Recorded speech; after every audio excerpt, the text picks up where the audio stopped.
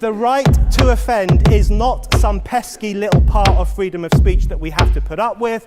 It is the heart and soul and lungs of freedom of speech. It is the coursing lifeblood of human progress. It is the instigator of liberty and modernity and science and understanding. What a laughing stock today's student leaders are, that they can so casually dismiss the right to be offensive without realizing that their lovely, enlightened lives are the gift of individuals who gave offense. Offensiveness is not just something we have to begrudgingly accept. Offensiveness is the motor of human progress. Now broadcasting from the Right to Offend Media Studios in sunny South Florida, bringing you the latest in politics, current events, art, and pop culture. This is the Whitfield Report Live with Sam Whitfield. But giving offense is good. In fact, it's essential.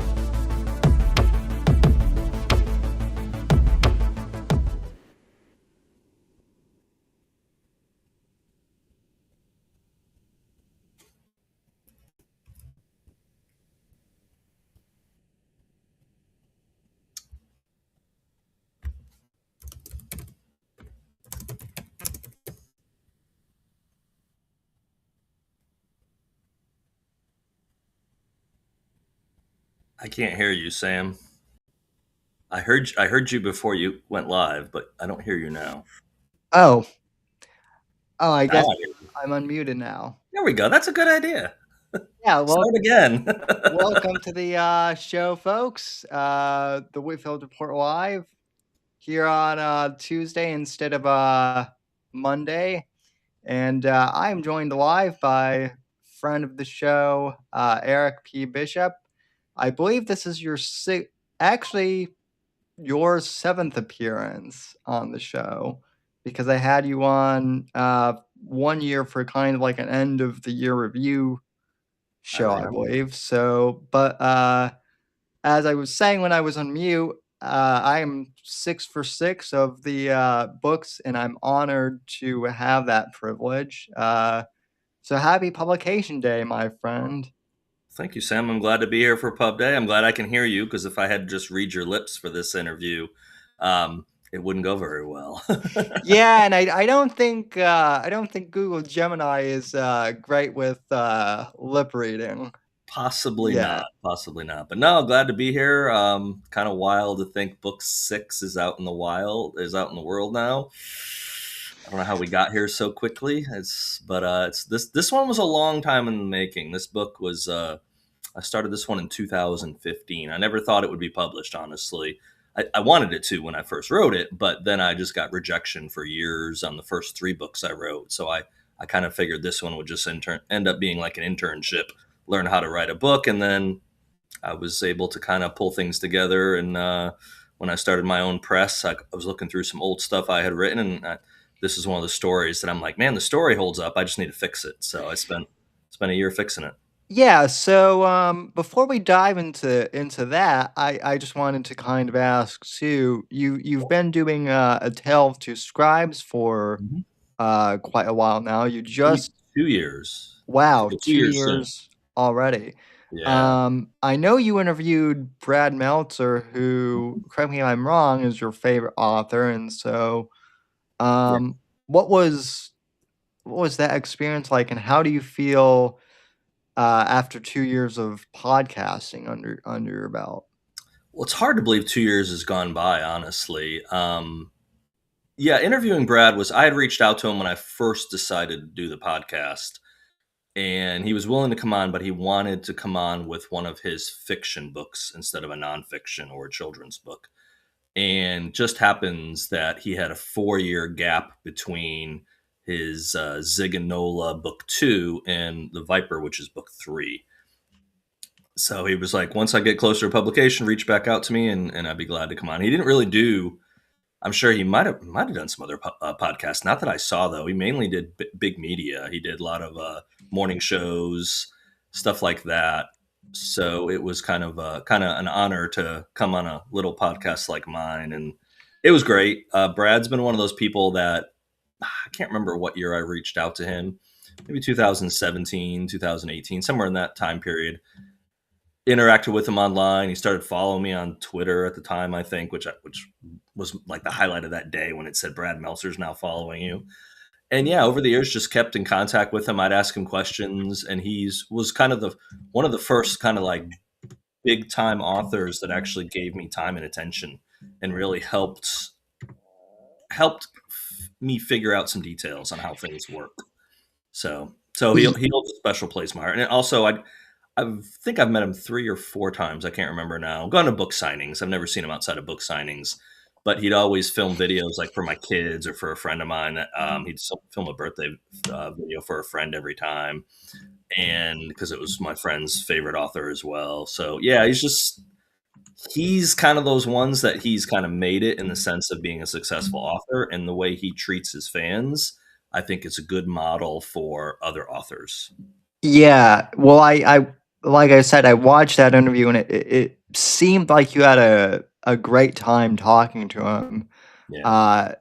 For me, I was blessed. I had a very similar experience when I interviewed Kyle Mills Mm-hmm. last year, because he was the one who picked up Vince Flynn's books, and unfortunately, I never got the chance to interview Vince, because by the time I picked up his books, unfortunately, he had already passed away.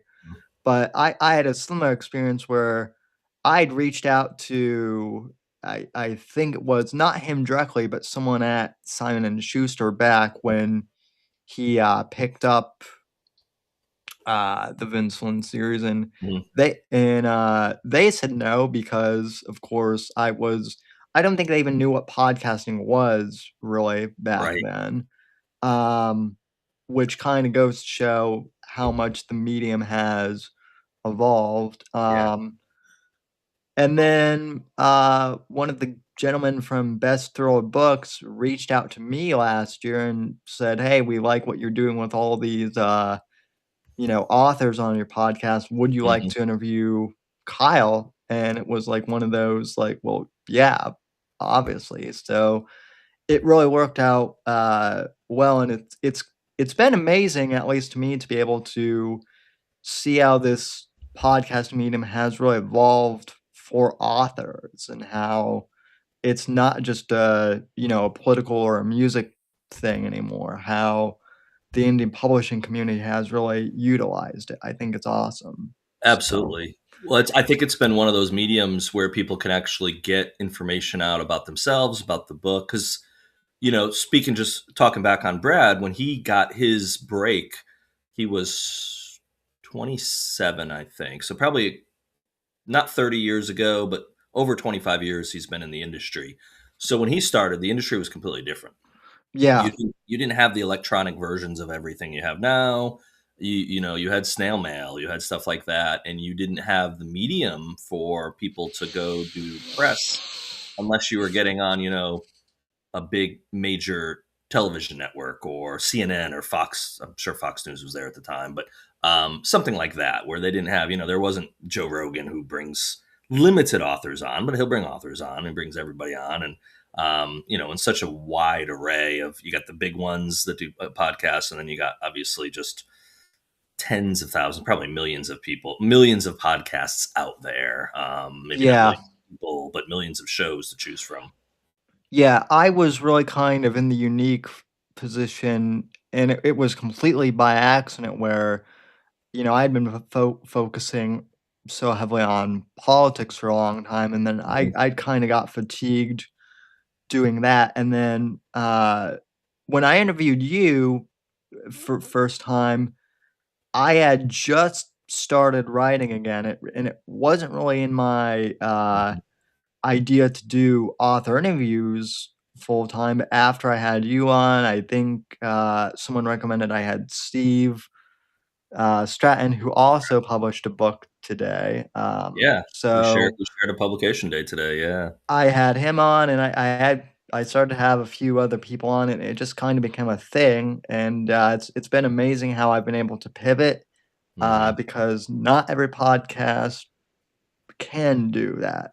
No, successful. absolutely not. So No, it's a lot of times you get stuck. It's kind of like writing. You get stuck in one genre or one type of yeah, thing. So to actually branch out and do other things, a lot of times it's against you. The industry is against you in a way of you're not accepted for you to be able to change things up, which I think is not fair because who says you have to always be a chocolate chip cookie? Why can't you be a snickerdoodle? Why can't you be whatever other cookie you want to be? So yeah. I mean, it does help that a lot of the people in the thriller genre do integrate some, if not directly political, at least like political adjacent hmm themes, even like yourself with the Body Man yeah. series and dealing with the White House and whatnot. So that's always been helpful. But um, These anyway, stories write themselves nowadays. I tell you what, with Washington, whoo man. oh yeah, and with everything going on with AI and Uh, everything, it's scary. Which kind of brings me to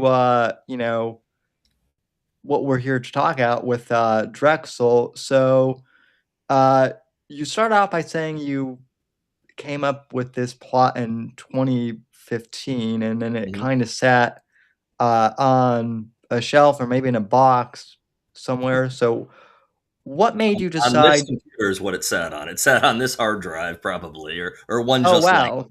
it got moved over from another computer, but the hard drive that's on here, the folder S- that's on here.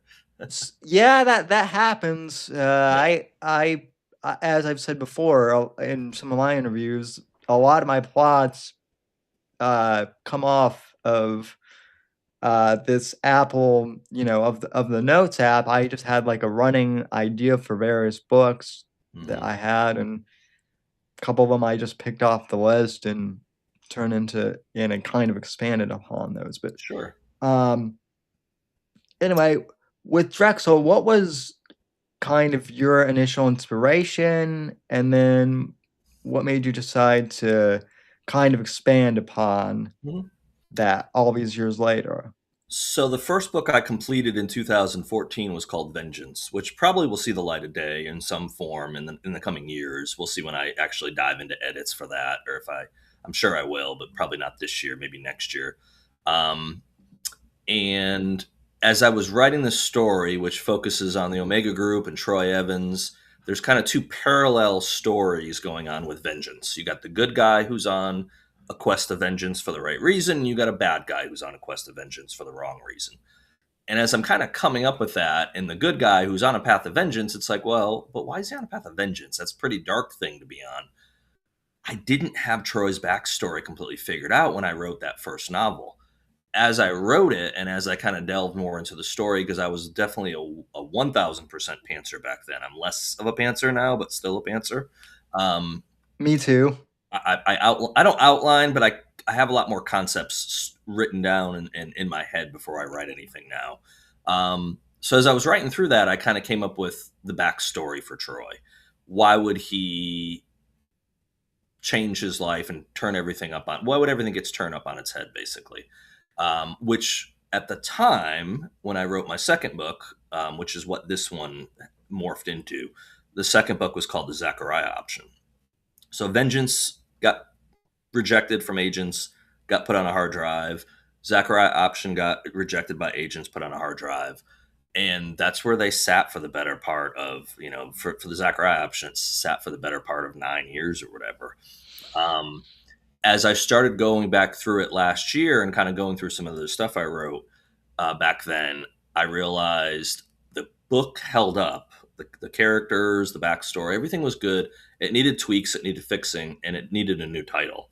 I realized the Zachariah Option is not a horrible term, but No. it fills up like 90% of a cover, even if you got small fonts. It's way Yeah, too. yeah.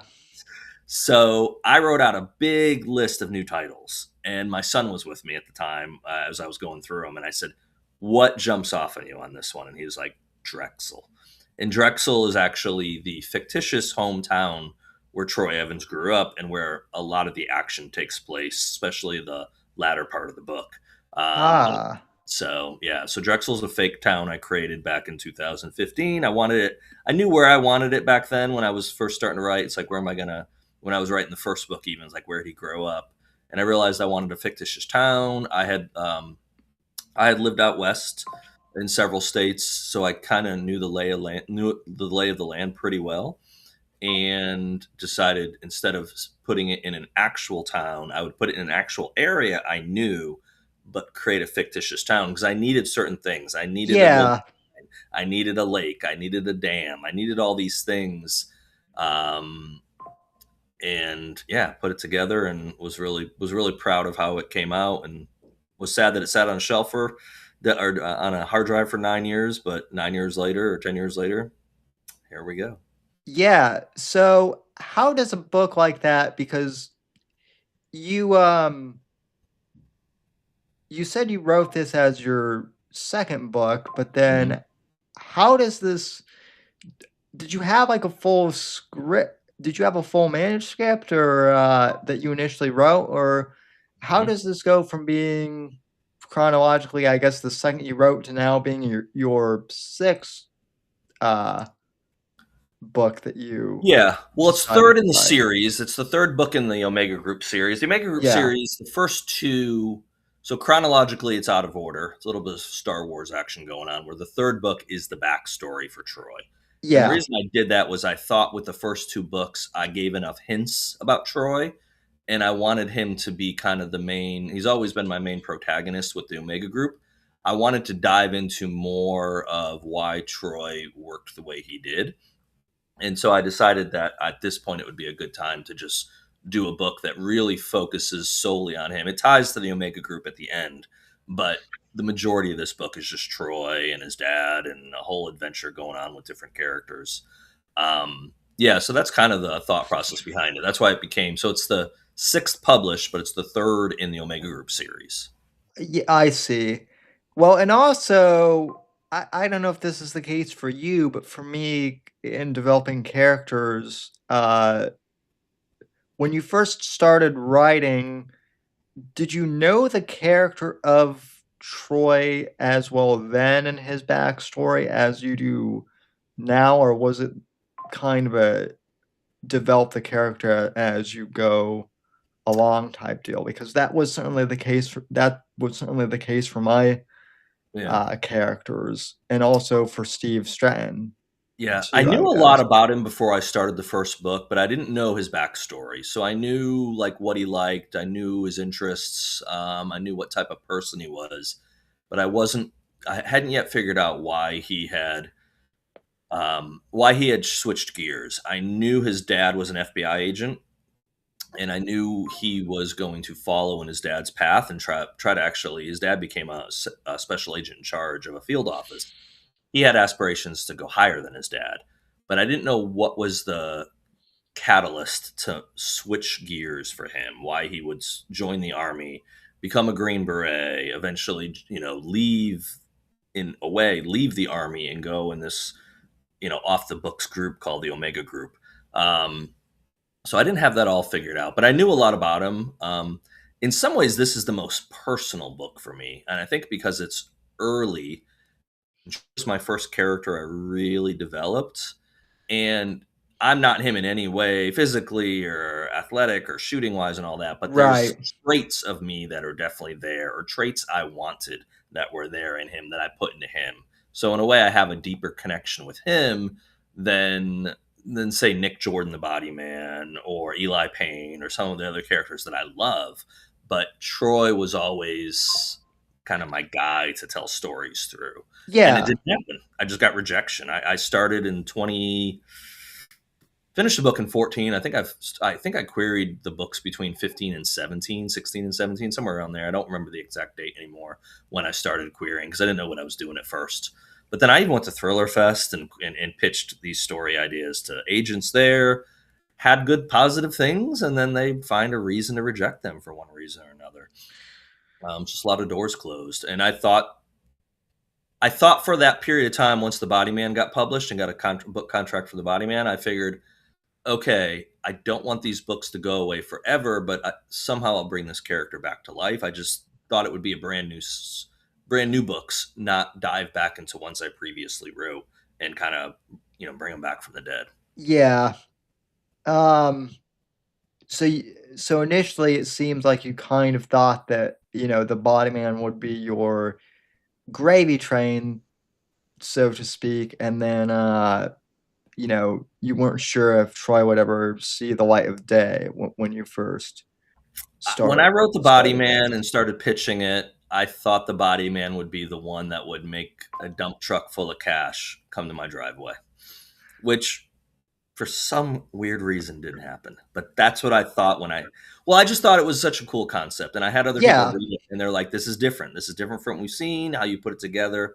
And so I kind of ignorantly thought this will be, and it's done well. I mean, I can't complain. So I've done better than traditional published authors in some yeah, regards. But I've learned a lot about how publishing works, and the dump truck full of cash happens, but it doesn't even happen to 1% of them. It happens to the 1% of the 1%. So it's yeah. a rare thing to happen. Well, that's kind of been my summer experience with podcasting Yeah. too. I've been at this for as long as perhaps Joe Rogan, but Hmm. I haven't been invited to the UFC, or I'm not interviewing President Trump or anything like that, even though that would be awesome. But it's it really is that 1% of the 1% for, I think, any sort of medium. Yeah. So So Spotify didn't give you 100 million plus? no, and it's interesting because I was exclusive with Spotify for a while, but Interesting. nonetheless, they never, I never got the check. Maybe it was because they didn't like that I subscribed to Apple Music, but I don't know. That could be it. So Joe took all their money, so sorry, Sam. yeah. Um, so reading from kind of this description for Drexel,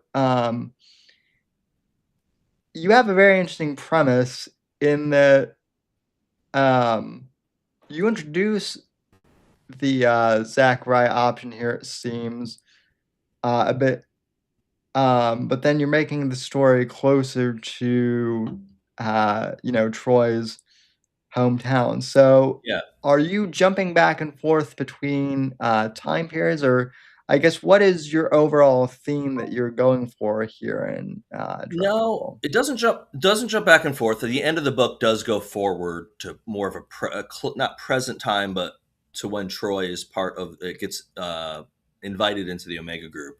But Ah, no, the key story, the prologue takes place in the mid '90s. So there's a pretty long opening sequence, which kind of sets up the beginning of the book. And essentially, what is going on is in that first scene. What happens is the FBI, which is a factual statement, has lots of documents. They have lots of classified documents. So whether it's true or not, I won't reveal. But my fictitious take maybe on it is that they have document repositories. So in the beginning of the book, they're moving documents from headquarters to one of these secret depositories for classified documents, which is being housed in a building right near the Liberty Bell. Well, that convoy gets attacked by a group because they are intent on stealing one certain document, which is the Zachariah option, which is a document, actually. They fail. It's a pretty spectacular beginning. And then they have to put those documents somewhere else. They bring them back to headquarters, but they don't want all these valuable documents to be in one spot. They want to spread them out. So they decide to build a new repository, several of them, but one in particular they decide to build under Building 7, World Trade Center. ah, Then 9/11 happens, and obviously that changes everything. And as they are clearing out the debris from World Trade Center 7, and this is real, they really did bring the debris over to a place called Fresh Kills, which was an old landfill. It's been yes, decommissioned and closed down. That's where all the Trade Center debris was brought initially before it, went on barges, did whatever they did with it. Any human remains, were tried to be sifted through and found there. So in a fictitious setting, I put a FBI command center there that's searching through these classified documents. And they're trying to see what's destroyed, what's not. And then they have to send them out of headquarters, find a new spot for them. So in the course of that happening, the Zachariah option document sees the light of day, which is something they never wanted to have made public. And it just so happens to point, and that's how it kind of Troy's brought into the story, is that what's going on, without giving out too many details, what's going on with the Zachariah option directly ties back to this fictitious town of Drexel, which is where Troy happens to live. So Troy is kind of inadvertently pulled into the Zachariah option classified project from the Cold War era. Very interesting. So Yeah. you're not tying this directly to the Cold War as far as like jumping back in time, but you're kind of bringing, I guess, the ghosts of the past. Yeah, there's some chapters that take place in the past, but they're more just explaining how the Zachariah option project was set up, why it was set up, how it tied to the Cold War, and why these people in Washington decided to do this ambitious project secretly. That's the other thing. So what you end up finding out in the course of the story, without giving much away, is that the town of Drexel was kind of built, and a hydroelectric dam was created in a lake, kind of as a cover for the Zachariah option, is what ends up being found out. Yeah. So that's an interesting, concept too, because you had, I'm not, I'm a bit rusty on the exact name, but I believe there was an entire town, built in Los Alamos when they were working on the Manhattan Project and all that kind Yeah. of encapsulated, that whole project. So Yeah, they built, so like when they wanted to test atomic bombs, they built, not small scale of course, but they built towns just to see what the bombs would do to structures. So they yeah, build these things and they drop a bomb in the middle of it, and they'd they'd see what's left. Yeah, it's the atomics angle, which is still a real hot button topic right now. I mean, it's been yeah. mentioned the last couple of years. We're about to start launching nukes, or Russia's going to launch nukes, or whoever's going to launch nukes. But yeah, it's something that hasn't gone away. It's I don't know. Some people think we might be closer to it than we were back in the back during the Cold War era, actually. Yeah, well, we're always, we're always somewhere on the, on the doomsday clock, Yeah, right. in the John Birch Society, Yeah. and all that. I think the other thing that's interesting too is, this whole, kind of your theme here with the document housing, because that's been, a thing that has kind of come up too, in recent years of, storing all these classified documents in bunkers and, Hmm. whatnot. And, well, how much does the government, keep in, on hard copy versus, the cloud versus Right. floppy disks, Yeah, absolutely. even. Well, Mount Rushmore, there was actually a vault built behind Mount Rushmore for the hope that they would actually at some point store like the Declaration of Independence there. Right. So there's a lot of real stories out there about stuff that I saw something recently. I'm trying to think where I saw it, or where I heard about it. It was about that when the British were burning Washington, there was one man that went into the archives, got the Declaration of Independence, the Bill of Rights, got all the originals, got again, I think it was a true story, got them out. I believe it's a book that they made into. Got them out of Washington, put them in a friend's like barn in the attic, or the rafters of a barn, and they were there for like 3 years, during everything that was happening during that time period, and then brought them back. And then like it was I think you worked for the National Archives or whatever they were at the time. And oh, here's the Constitution, here's the Declaration of Independence, like these Yeah. documents that we revere now that were sitting in some rafters of a barn for 3 years or whatever. It's wild. You can't make this stuff up. Right. And so, I guess, was that one of the things that interested you in writing Drexel as, a concept? Not that story, but something. I'm a history buff, or at least I was. I Yeah. don't know if I've researched it as much as I used to because I have so many other things going on in my head. But I've always loved history. Years ago, I loved the National Treasure movies when they came out, so I kind of loved that play between real world stuff and some fiction, but yet documents that showed things. And do they really show things what you think? And Yeah. I've always had an interest in that for sure. Yeah.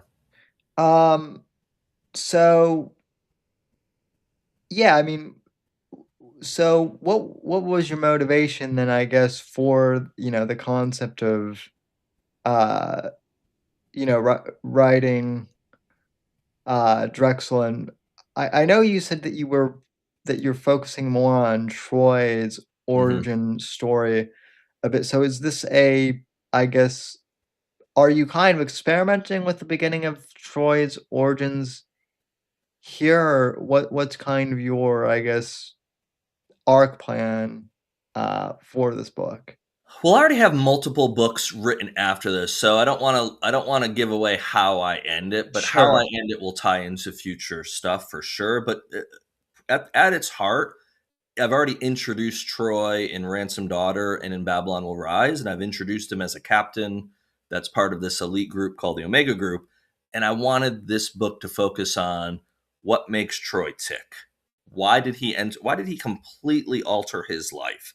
Mhm. Because I hint at it. I hint at it in Ransom Daughter, and I hint at it in Babylon Will Rise that he used to have a love interest named Kate.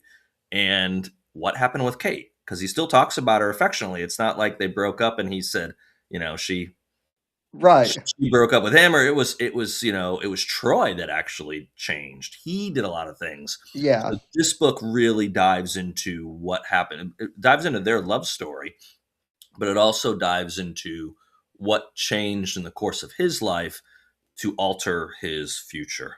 And I kind of play at that a little bit with some of the stuff going on, is that for people, and I always try to put some thinking stuff in there of like, think about your actions, think about what's really important. And some things are a big enough deal to walk away and to change your future. But is everything, what do you is important, which things you choose to follow, and tried to explore that with it. And I really just I read through it again about 2 weeks 3 weeks ago, making sure I had everything where I wanted, didn't want to make any changes. All my edits had been done. Editors had already got back to me, so I was able to just read through it for enjoyment. And I don't know that I'll ever read it again. Maybe not anytime soon. But I was at peace with what I had, and made me smile. If that's the thing, I put a video up there today of me opening the book for the first time, Yeah. and to me, that's why I write them. When I write them and I type the end and I'm proud of that book, then that was my juice of why I did it. Yeah, I want to sell copies and I want to sell as many copies as I can. I'm not dumb, but that's kind of more the gravy. The Yeah. why I do it is I've got these stories that have come to me, and I want to try to get them out of my head, get them on a piece of paper electronically, and then eventually get them published if they merit it. I think your one of the things I've always liked about your books, and I'm not just saying this as a friend, but one of the things that I've always liked about your books is your character development, in the way you write characters, not just like their personalities and whatnot, but their motivations Mhm. and why they do things. I think specifically with Breach of Trust, which I have here on my shelf, I love the two twin brothers Yeah. you have, where one is he's a protagonist, but he's a bit broken, and then you have his evil, I don't want to say evil twin brother, but a brother Always one. There's who always one. Yeah. maybe the polar opposite in Yeah. making them complex. And I loved what you did with Mayor C, Yeah. and Supreme Justice, last year. Yeah, they're fun. So I like crafting that, and I try to give them, and I know other authors do. I'm not doing anything unique in that regard, but I want to give them nuances. I yeah, can't stand when I'm reading a book and the character's just one dimensional. I can't stand when you have a bad guy that's wanting to be a bad guy because, I mean, for years, a lot of it was Islamic terrorists. They're out killing the infidels. They're going to strap on a bomb because that's what Allah wants them to do. Maybe it was cool for a little bit of time, but it gets old really fast. It's like I yeah, want someone that's doing something for a little bit more of a little more depth to their thought process. yeah. I think one of the things that is really interesting too is when you have a villain or someone who, to the reader, to the reader it's clear that what they're doing is wrong or immoral, but to the antagonist, they think what they're doing is right or somehow justified.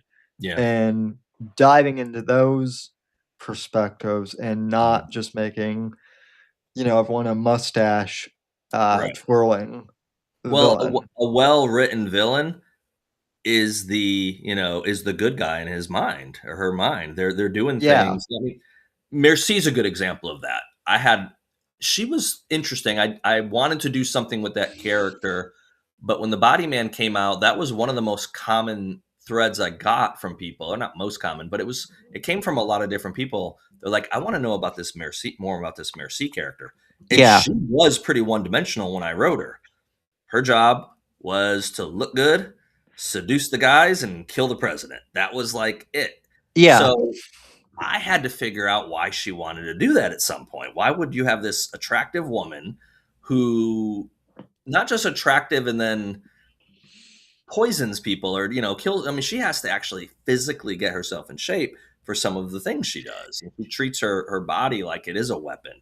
So that right. takes years. Well, why would someone who's smart, who's attractive, why would they just want to kill people? And I mentioned that she's killing scumbags. She's not out there killing, Sam didn't say something that bothered her and she decided to kill Sam or anything like that. It's nothing like Right. that. She's, maybe if Sam killed her dog, then you're going to get it or something. But no, I mean, she goes after dirtbags. But again, why would an attractive, smart woman just be killing dirtbags? Well, for Yeah. money. Well, it's kind of really, you want to kill people just for money. So I kind of had to flush out her backstory, which then, of course, made it into Supreme Justice. But she was one of those characters early on that people were like, I want to read more about her. And I'm like, well, cool, because I want to tell more stories about her. Yeah, I had a similar experience where I created this character named Jason Miller in the Shadows of the Deception universe, and I initially wrote him to kind of be a one-off, almost joke character, kind of a homage to the Man with No Name character from that Clint Eastwood did, and kind Mhm. of him be a modern gunslinger. And in Yeah. one of the drafts of my books, I initially planned to kill him off. Hmm. And then someone said, you can't kill him off. This character's too much of a badass." So I kept him around, and then people kept saying, "Well, I want more Yeah. of this character." So then I had to come up with like an origin story for him Yep. because the fans liked him Liked it. Yeah. so much, and here and I mean, obviously, I think I've also come to, like the character a lot more too, especially since I've made money off of his solo book, so that always Mhm. helped. But yeah, developing characters who, are kind of, you don't always expect them to take off right away.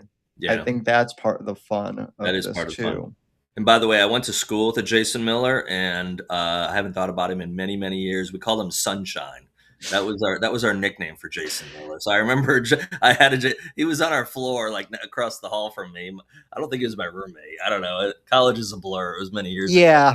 The Well, Sunshine. I remember Sunshine now that you say that. So well, the funny thing about how I came up with his name is so Clint Eastwood's character in The Man with No Name, he changes names through all of the films, and when I was coming up with this character name, I'm like, what's the most generic name that I can come up with that's unassuming? And for some reason, Jason Miller just popped into my head. that's funny. And so, he has a backstory, and that's a lot more complicated. But yeah, I mean, it's always interesting to develop, these characters who, Yeah. just sometimes, come out of nowhere. So I think the ones that come out of nowhere.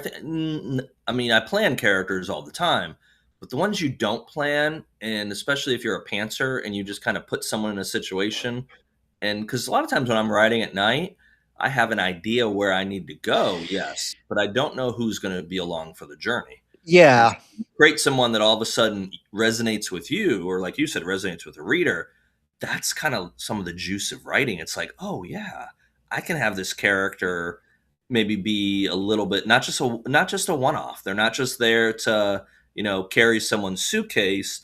They're there to carry the suitcase, and then they're going to slug someone with the suitcase and kill them, and they're going to be on the run or something. Just some yeah. wild thing that happens, and all of a sudden they've got a little bit of an arc of, yeah, now we got to catch this guy because he just beat someone to death with a suitcase or whatever. So. Well, and so then that kind of leads into a next question, because I initially thought, when I first heard the title Drexel, I thought it was going to be like some science fiction techno thing, Right. because that's kind of what it sounds like. And then Yep. once I saw that, oh, it's a town, and you mentioning it's a fictional town.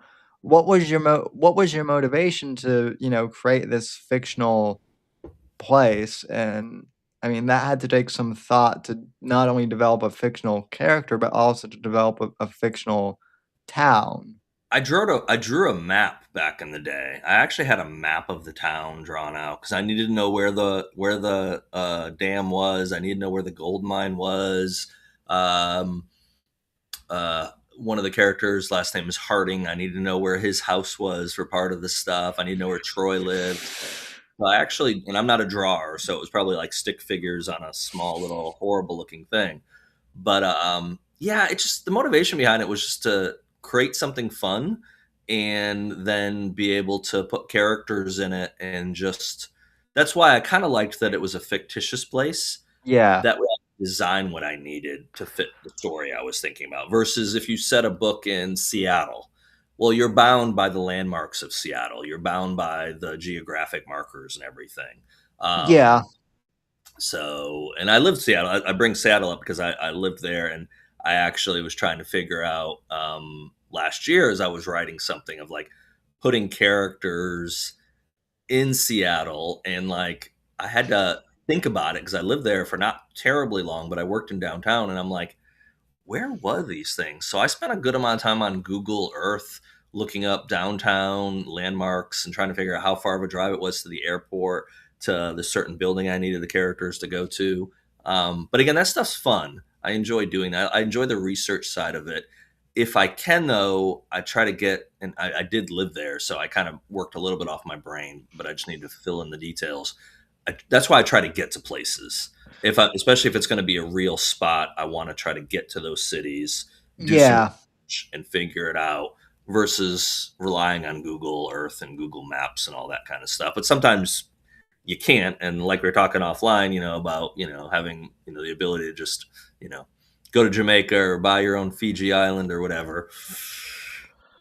Powerball might get you that. I don't know if publishing books get you that nowadays. So not easily. Yeah. So, yeah, I mean, that's the other thing too, is like, publishing these things is a lot of fun.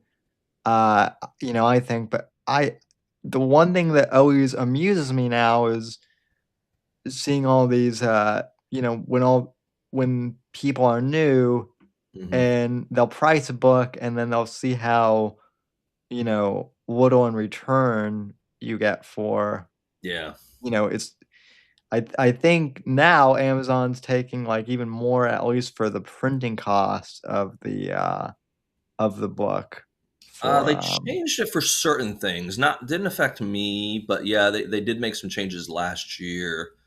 Ingram Spark actually went up. Ingram Spark yeah. changed theirs last year as well. So that was kind of discouraging. It's interesting, especially if you go the indie route, you really have to spend a lot of time learning where you get the most bang for your buck. Where does your audience going to buy the books from? Because some people despise Amazon and they don't want to go buy books from Amazon. From a author's perspective that also does his own imprint, I can offer the book for the cheapest amount from Amazon, and then Yeah. still get the most return on that. I can offer it lower on Ingram Spark, which feeds Barnes and Noble and Walmart and Target, any online printer, Books a Million, bookshop.org. But obviously, the lower the prices, the lower your royalties are. And that's the other thing is you have to look at it from a business perspective. And I know people put books out there and just give them away, or they put a book online on Amazon and they're like, I'll just put the ebook out there for 99 cents. You're getting like 33 cents if you put a book out there for 99 cents as the author. Yeah. And there's nothing wrong with that. I've done it as a promo before. But man, if you have to pay for a book cover and if you have to pay for an editor and you have to pay for ISBN numbers and all that, you have to sell a lot of copies to start recouping thousands of dollars out. And so that's why I'm definitely a fan and I like to see people price books competitively, but not screw themselves over where you're never going to make your money back or you're just going to have to sell 10,000 books. Well, Yeah. that's so, like, if you actually look at the numbers of how many books sell for indie publishers, for traditional publishing, the numbers don't justify pricing books at 99 cents to get your money back if for sure. No, and often what I'll do for those types of things is if I'm writing like a short story or something with a Right. with a character, Yep.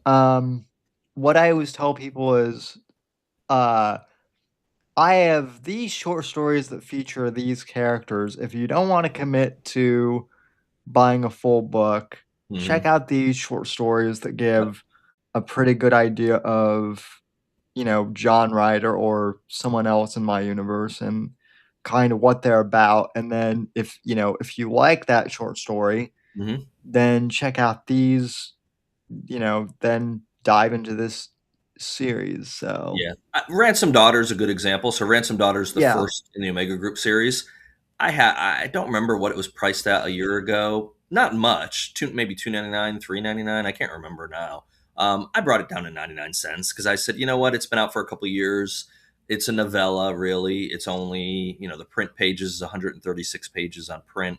The ebook is, 30,000 words or whatever. So it's a 2 to 3 hour read for people. Yeah, Right. 99 cents makes sense for that.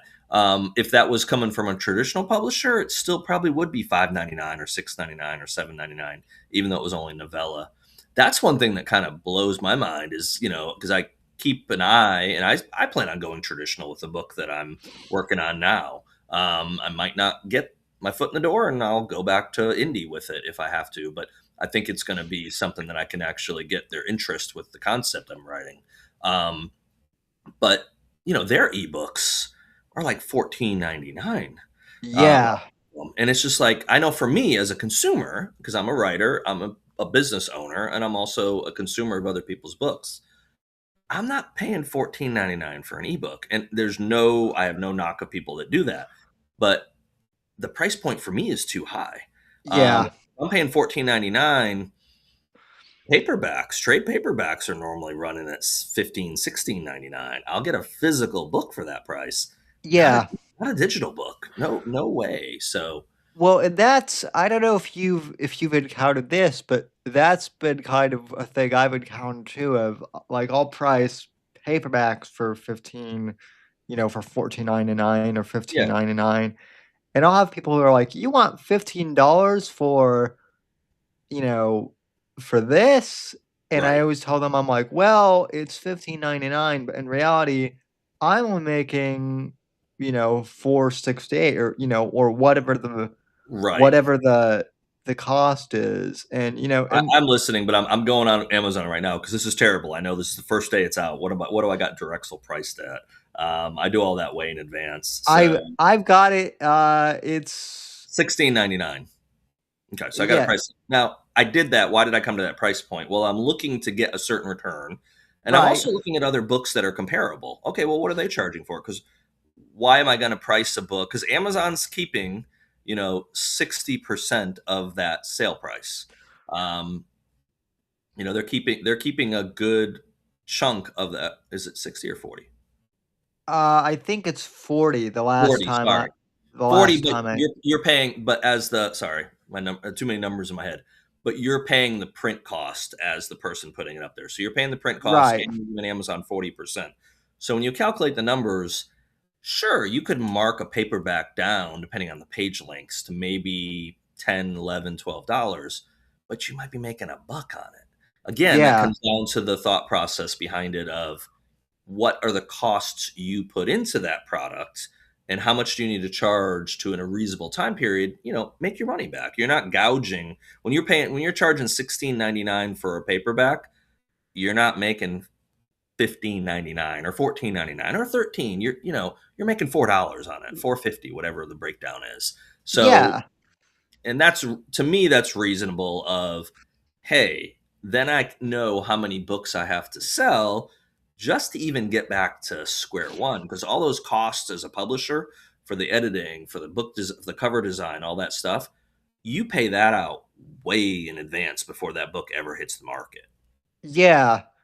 Um, and that's one of the reasons too to kind of pivot. I know that in some of your marketing and whatnot for Drexel, and you actually mentioned this to me offline a few months ago, that you started using AI for marketing things, and you For said some that images, yes. Nothing with dealing with the actual book itself, but the covers. The covers are done by someone, but yes, for yeah, marketing the images and creating graphics, yes. yeah. So you said that you wanted to talk offline a bit about that. So I wasn't really sure if you had any questions for me regarding that or anything, but I'm just kind of curious. You know, Did I? out I of don't remember. out of If I did, I don't remember saying that, but I might have. I'm just kind of curious. Out of the just kind of off the top, what are kind of your thoughts on AI, creatively in We're all dead, Sam. We're all dead. When the T-1000 comes marching down the street and starts vaporizing people, no one remembers Terminator. They're all dumbasses and think, uh oh, this will work out just fine. It's like, yeah, let's give this autonomous being a weapon and be like, hey, just go after the bad people. We're all dead. yeah, yeah, believe me, that is my main concern regarding AI. Well, that's I'm joking about that, folks. Or I would be getting a cave. I'd be moving to Drexel, Idaho, and looking for an old abandoned gold mine to go bury myself in. So, uh, um, may, maybe you should hide your manuscripts there. Who knows? maybe they are there, Sam. Maybe we're gonna have a little bit of a treasure hunt here in a few years. Can you find Drexel and what's buried in an old gold mine? So, trust me, I'm thinking down the line. Um, That that I would be don't know about the exciting. AI stuff though. To be serious about it, I'm kind of on the fence with it.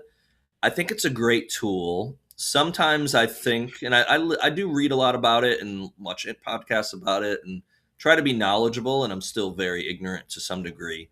Um, I don't know if it's going to be as big of a deal as they say it's going to be, or if there's a lot of hot air being blown.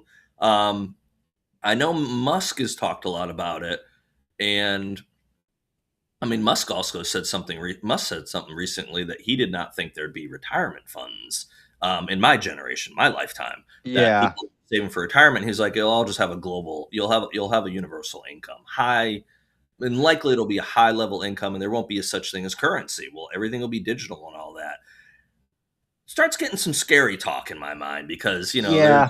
there's a lot of people that are a little bit concerned of saying, hey, we'll have we'll have a global credit score. Well, if you'll have this. Hey, if you want to go to the grocery store, you'll just were you a good boy this week? Yeah, I was. Hey, but wait. You ordered steak twice last week. I'm sorry, there's too much methane gas in the environment, and you can only have Yeah. steak twice a month, not twice a week. And Yeah. no, if that stuff's coming, then it's gonna be a kind of a weird. I just bought a bunch of steak tonight. I was at the grocery store before we jumped on. I like I'm on carnivore right now, so man, I'm not gonna do very well if they just tell me I can have kale and pinto beans. Yeah. I mean, so the thing with AI is I think it's so I mean, it's such a nuanced and Very.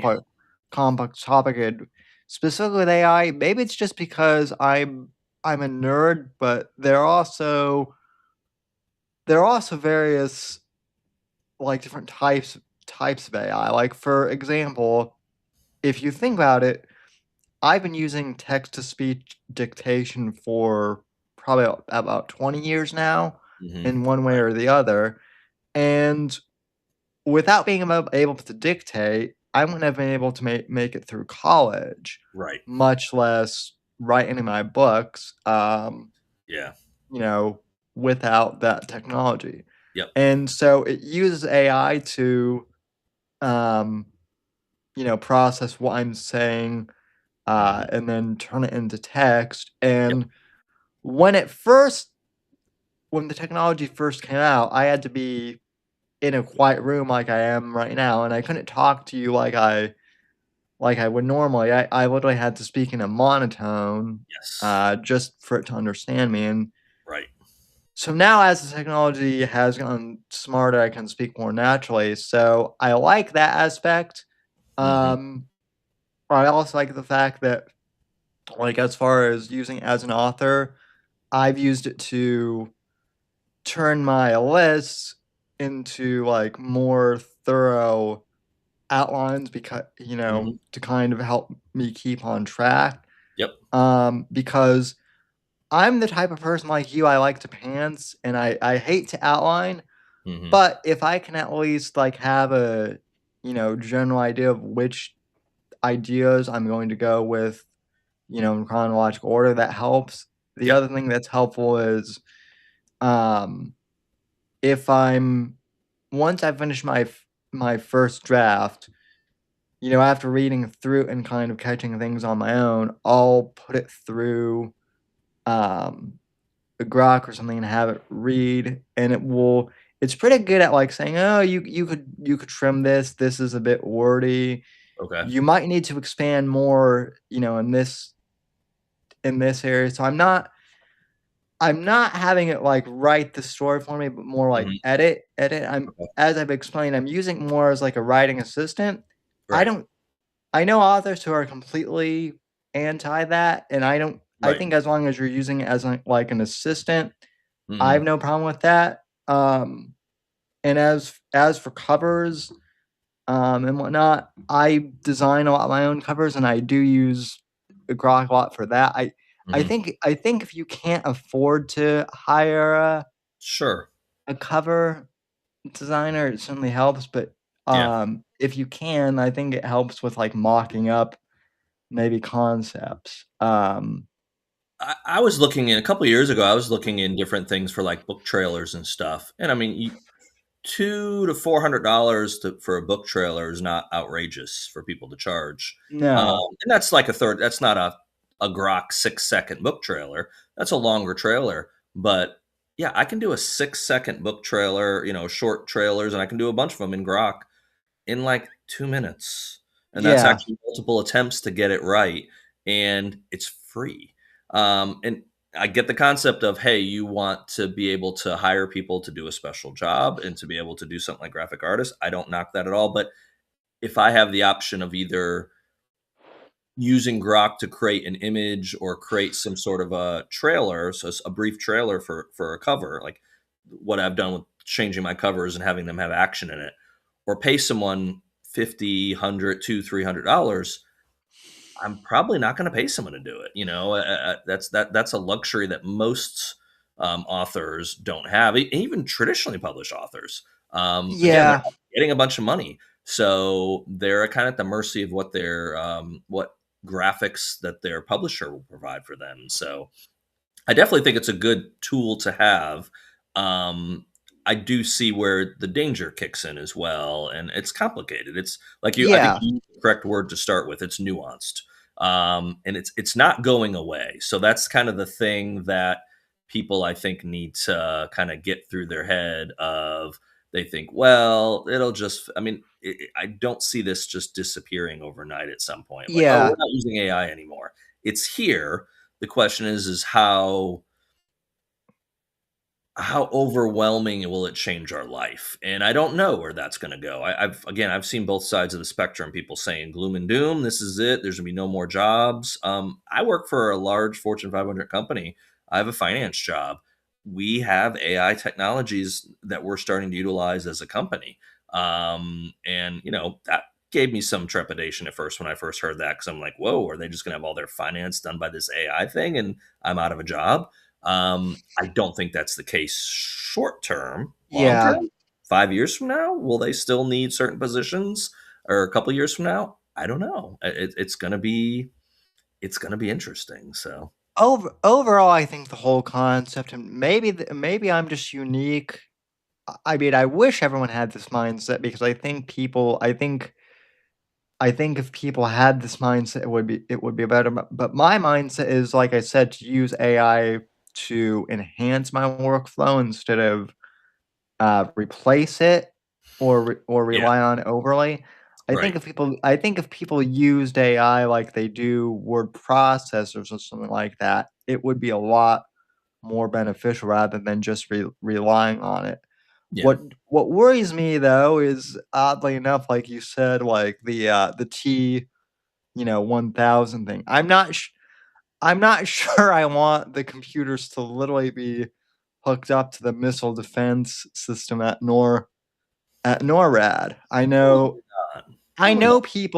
I know people who work for military contractors who are considering doing that, and I'm like, well, I have an outline for a thriller that the vice president or the president might want to read before going down this path, because it might not end well. Well, look at what just happened in Venezuela. So, a real world thing that happened so far in 2026 is, we sent in a team of Delta guys, and took out anywhere from 80 to 100 plus of Maduro's guards. Didn't lose a single person, and some of the stuff that's been coming out, whether it's widely known or not, is that they didn't just shoot all of them. They had other weapons. And there was one guy, there was again, I don't know if it was true, but it was interesting. I read this thing of one of the guards was basically saying that they were hit with some kind of a sonic weapon, no bullets or anything like that. And, guys around him were bleeding from the mouth and ears and different stuff. And so, you're starting to get into a world where, you don't just have to have a bullet shot at someone. You might have a weapon that shot at someone. I mean, speaking of, that, you have EMPs, kind of talking Yeah, about, which is kind of what Drexel has some stuff talking about stuff like that, is nuclear and EMP type stuff of, that's all you need to take you back to the Stone Age. It's not a nuclear bomb. It's the EMP that's created with a nuclear bomb, but also can be created independently of a nuclear bomb. So you don't have to go bomb the United States. You just need to sneak in some EMPs and have them go off yeah, critical areas. And I mean, our infrastructure, our power.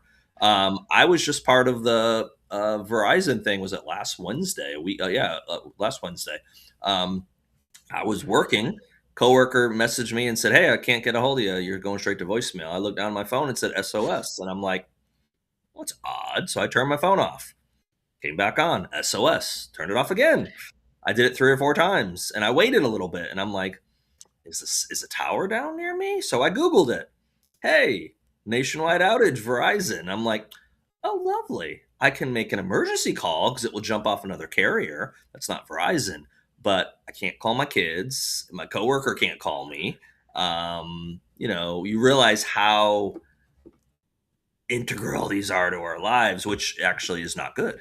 Yeah. Yeah, and I mean, and I think AT&T also had an outage too, or maybe it was just more local. But yeah, Yeah. I had an outage, and I had an outage too. And so yeah, that was not fun.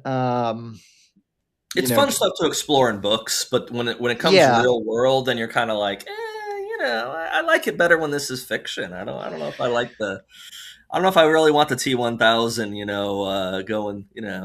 I like Arnold; he's great and all, but I don't want Arnold, from the first movie coming out and trying to kill people. So yeah. Well, the other thing too, like one of the themes in my books, too, that I'm working on, and I remember Brad Thor had a thorough kind of about this probably 15 years ago or something. Is social media and like how you can create like fake news and disinformation and abs- cause absolutely, a panic, and that used to be more like speculative fiction 15 years ago. It's not so much now, no. unfortunately. I think the estimates are they think it could be upwards to 70% of online social media accounts, at least for Twitter at the time they were saying it. I think it was 70 are fake, Yeah, not real accounts. Yeah, and I mean, and a lot of people will read something online that they think. So I was up in Connecticut this weekend visiting family before the book came out. I flew home just yesterday, had snow up there, which was kind of cool. My daughter doesn't get to see it. I don't get to see it very often anymore either, even though I grew up there, living down in the South. I came back and one of my buddies had messaged me. Actually, said, "Man, we're going to get probably another big storm, but down here when you're back." And I'm like, "Oh wow!" So I was kind of looking last night, and yeah, one of the graphics someone put up was like a kind of the United States with color coding, and one of the color codes was saying it's going to be like 76 inches of snow in some of the belts they're showing. And I'm like, really, 76 inches in like a wide swath of the United States? I don't think that's real information. Now, maybe it is. I lived in Denver and we got hit. We were in Westminster 2003 or so, four, somewhere around yeah. then. I remember that snowstorm. And we got 3 feet in Westminster, and the foothills got 8 or 9 feet as you got closer into the Yeah, Rocky. So those things can happen, but they don't normally happen for across 12 states. you know, so yeah. No, I remember I grew up in Colorado, and yeah, yeah, I remember when that snowstorm hit. Like I was out of school for a month, literally, because I think like the roads were just there was all the snow, and they had nowhere to put it nowhere for to put it. Yeah, a long time, and like a lot of roofs collapsed just yeah. because of the The weight and weight, whatnot. yeah, the weight behind So it, absolutely. So yeah, it's I don't know. Mother Nature always wins in the end. So yeah, well, and then I mean also, though, going back to kind of the whole social media thing, like I remember when I was talking to, Kyle Mills, one of the things that he was saying is, he got people who were angry at him because he didn't, write the Mitch Rapp character as well as they thought he should have, and he sure. got like some negative. And I Oh mean, yeah. some people just, you know, they they lose.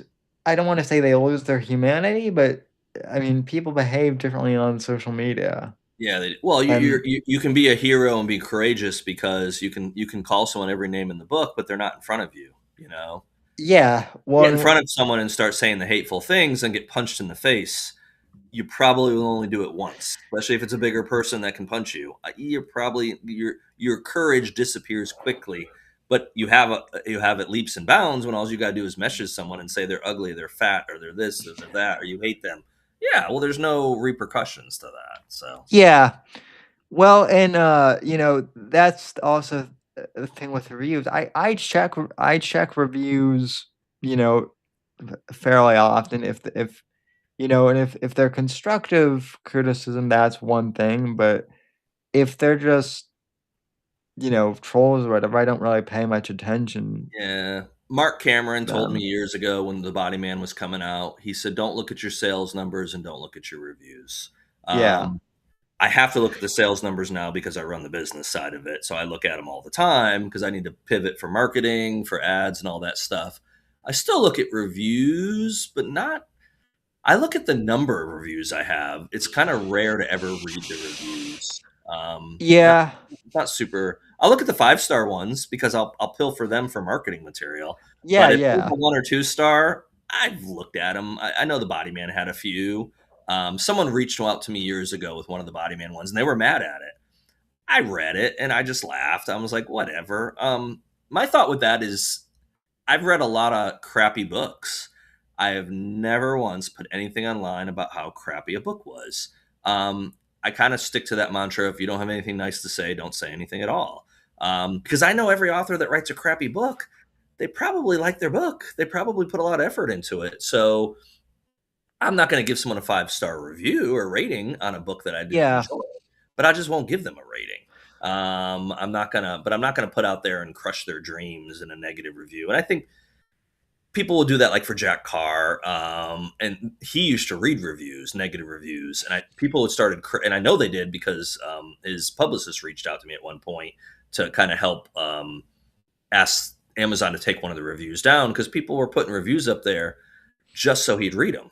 Oh, I want Jack to read my review, so we'll just do a really negative. And I think one of the reviews even said, "I actually really like the book, but I want Jack to read this." So then they said a bunch of crap or whatever. I want Jack to read my review, and it's like, folks, go get a hobby, man. Go get something else to do with your time. So Yeah, he's a very interesting case because he's, I mean, for lack of a better term, and I hate to make the comparison because I do think it's unfair to Jack, but he is kind of, for all intents and purposes, as far as fame goes, uh, my generation's equivalent of Tom Clancy, where he is kind of a large, media figure. He's kind of the persona non grata of thriller authors. yep, Now, but I think that's unfair to him, kind of because I don't know about you, but people always are like, well, when are you gonna sell as many books as Jack Carr or something like you're that, not.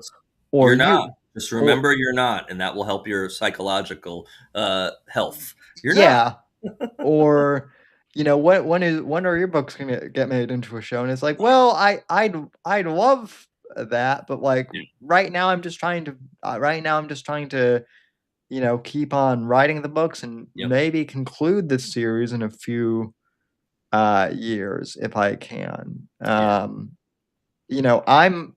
I'm lucky that my books have sold better than I guess some traditional published authors, and then Mhm.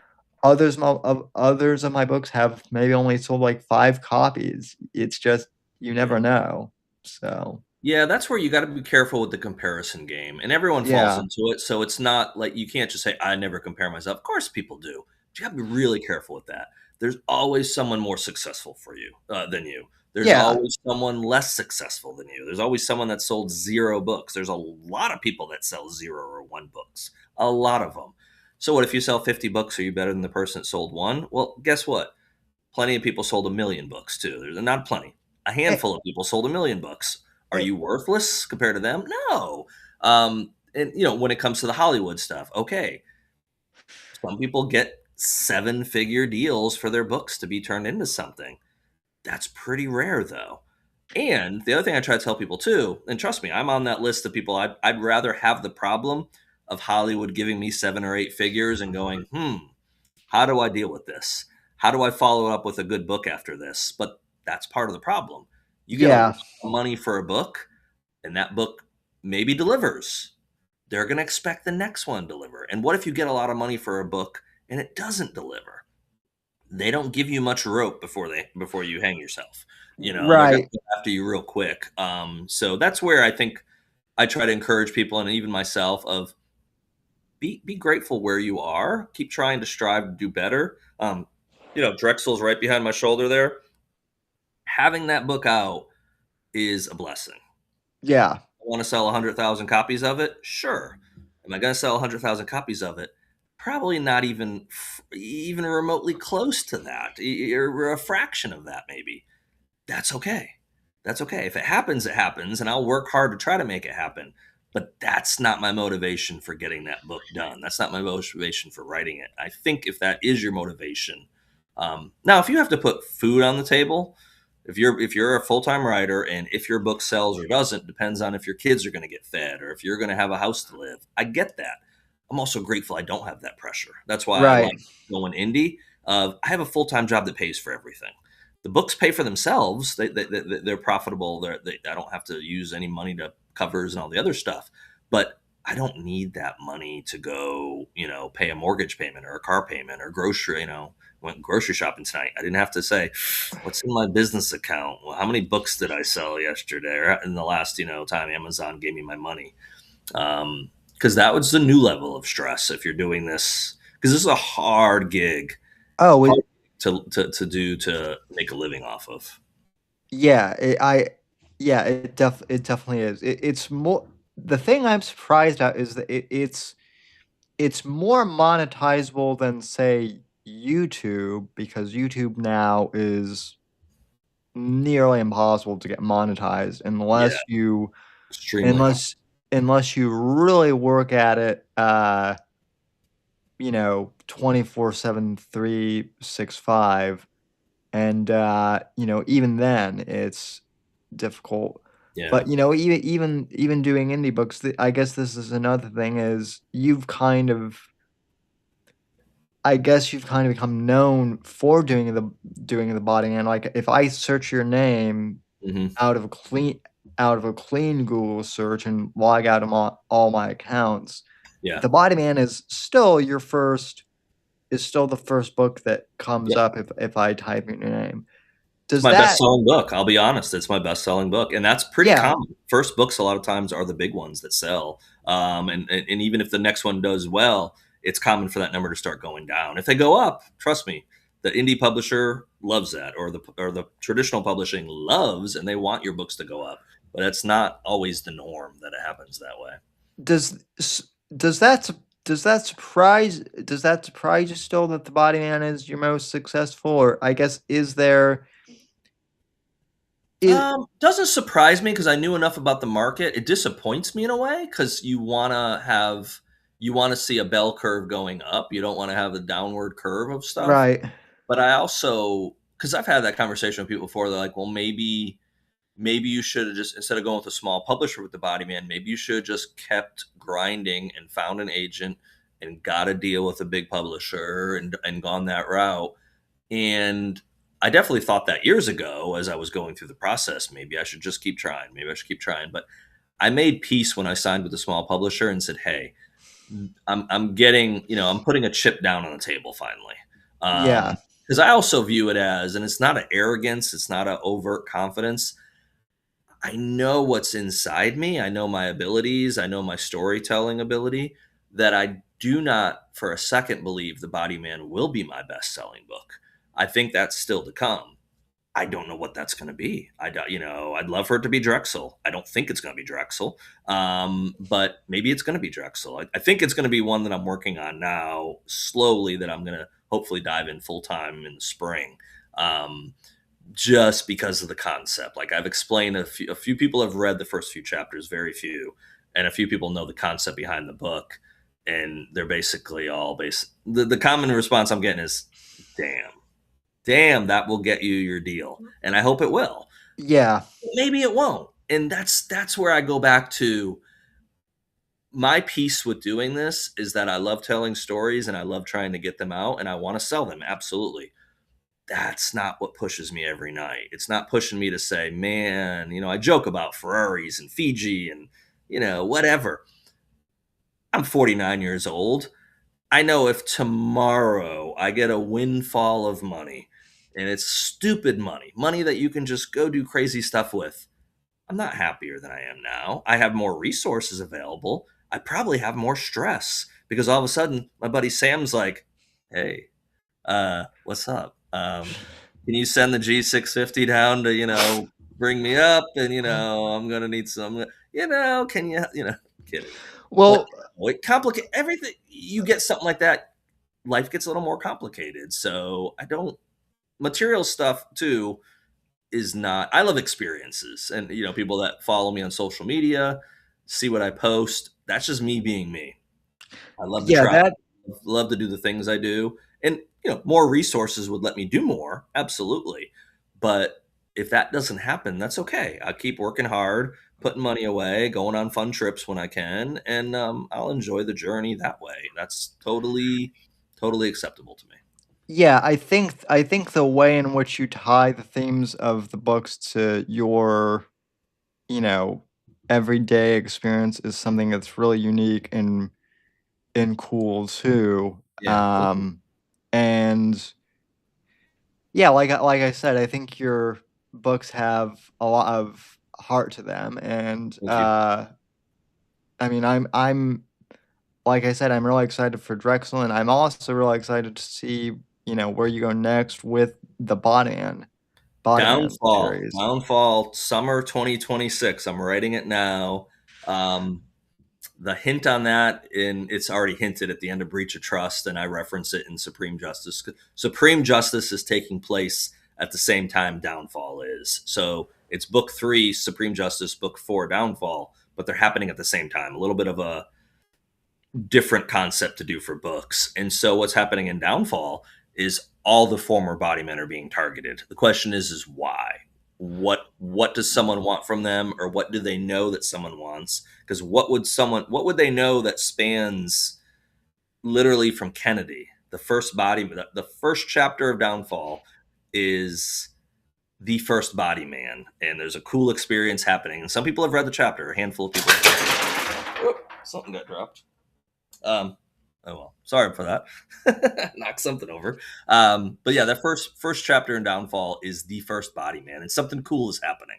And the second chapter then is many years later, and something bad is happening to that same first person. So it's been a fun one to write. I'm still I'm probably knee deep in it. I'm not near. I should be this high with it now, but I'm not. I'm way behind. I went to Spain back in September, and I thought I was going to set part of it in Barcelona. And then the last full day I was there, I took a cruise up the Mediterranean and went to Tossa de Mar. And Tossa de Mar is going to be in. I haven't written the chapters yet. I've got my notes and everything and pictures, but there's going to be a couple chapters written in Tossa de Mar, and that's to me the fun stuff. When I can plan a trip and say, okay, I don't know how I'm going to work this into the book, but I want to put this area in the book somehow. And I kind of like that I do that, because then it opens up the canvas, and something touches me, or I get a feeling while I'm in a city, and be like, this would be a cool place for a scene. This would be a cool place for a murder or Yeah, abduction or whatever needs to happen. Yeah, I love doing that. I'm planning a trip. I turned 50 in November this year, and I've got 4 of us are tentatively. I got to start booking everything, flights and everything. But we're going to Australia, New Zealand in September. So a big kind of like a pre-50, go big or go home trip. So hint for future, there will be a body man story, so I can write the trip off. It takes place in New Zealand and Australia. So at least awesome. Yeah, those Australians, they're tough people, some of them too. So, I'm gonna try not to box a kangaroo while I'm there, but no promises. So no, but punch, maybe, punch one just to see what happens. So maybe a kangaroo wielding an AK-47 or something would be a cool, yeah, would be a cool book concept or something. I don't know. I don't we'll know. have to see. So, That's the fun part to writing to me, though, is to kind of figure out where you want to go, and then kind of basically, I did it last year, so I did it with Supreme Justice. I decided I was going to. I kind of figured out a little bit of it ahead of time. yeah. I wanted to put Merci in Ireland, and I changed things when I got over there, when I realized, ooh, this would work. But I met someone over there. Met one of my readers, Tony Cronin. I met him in Cork, he took me to a place called the Mutton Inn, and got me a beer there, and it was a cool experience. And there's a chapter that takes place in Supreme Justice with Tony and Mayor C. Same thing Cool. happened. It was me and Tony having this experience. My mom was there, but like where I'm at in the bar, the people that were there, the YouTube poster was all me sitting there experiencing this. And I just decided to take myself out of the story and put an attractive woman so Tony could flirt with her, because he wouldn't want to flirt with me and it wouldn't go over well if he did, because I wouldn't be receptive to that. Right, yeah. So no, it was But so super. And actually I have, it's back. Oh, it's off camera. I have a plaque that he gave me while I was there, which was super. Just again, that's kind of one of those neat things about writing that I never thought about ahead of time, is you're actually going to sometimes meet some people that read your books, and you're yeah, going to have these really amazing experiences in doing that, and just kind words, and you make legitimate friendships out of this. Brad Meltzer talked about it, I think, in the podcast I did with him. I know I also watch his podcast, so I could be confused, but I think he mentioned in mine that one of his first readers early on, I think of his first book, invited him to her wedding, and I think he went. But I know, at least if I'm getting that part of the story wrong, I know to this day he keeps in contact with that person. 26, 27 years later. And that's the kind of cool thing. And Brad's especially the real one to see how he deals with his fans, and how much he's finished up a book tour just this week. I think he finished it up. He draws a room of 300-400 people that come out to his book signings, versus there's plenty of New York Times bestsellers that draw 2 people or 1 people right. or 20. It's not super common for people to draw large crowds for a book event. But Brad's fans they're die hard because he writes great books and he's a great guy. Yeah. And that's the other thing that I love about the author community, just in general, is I was not expecting for the writing thing to be as much of a community as it is. I mean, I interact with you, I interact with Travis Davis, Andrew Nelson, all of these people who, I consider you all friends, some more than people who I've actually met, in real life. Right. Not to take away from any of those people, No, I understand. but the fact that we all have the writing thing together kind of, I guess, binds us together in ways that other people don't necessarily appreciate, because we can talk out, the ins and outs of writing and publishing, whereas most people, they might support the book, but they only see the published, finally printed, the polished final copy. Well, the majority of people won't write. They might say they will, but they won't. And it takes a special thing to put it together, but also to stick with it.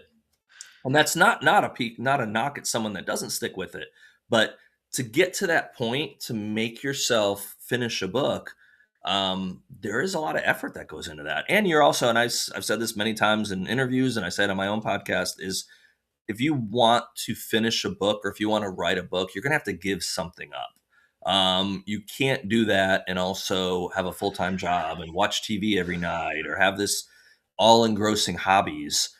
I guess you can, but it might take you 30 years to write a book. But if you want to write a book in a year, man, you're going to have to put hours into it every week, and really hours almost every night for, a solid period of time. You can write a book. If you write 2 hours a night, you can write a book in a couple months, no problem.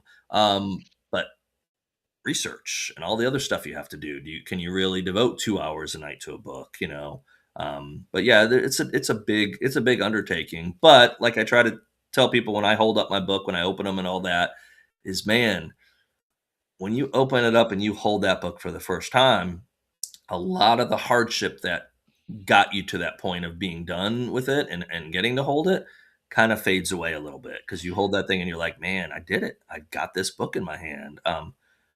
The downside on it is it does disappear pretty quickly. So I held my book last night. It was super amazing.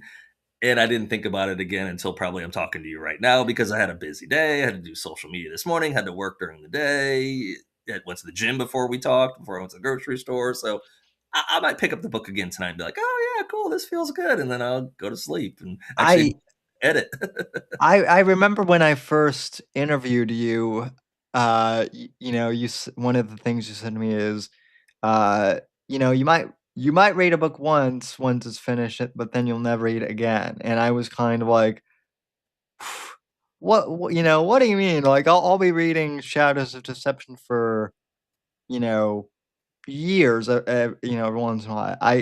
Yep. I have my own book on my Kindle, but other than, like, going back through it for references, I don't think I've read any of my books, uh, in their completion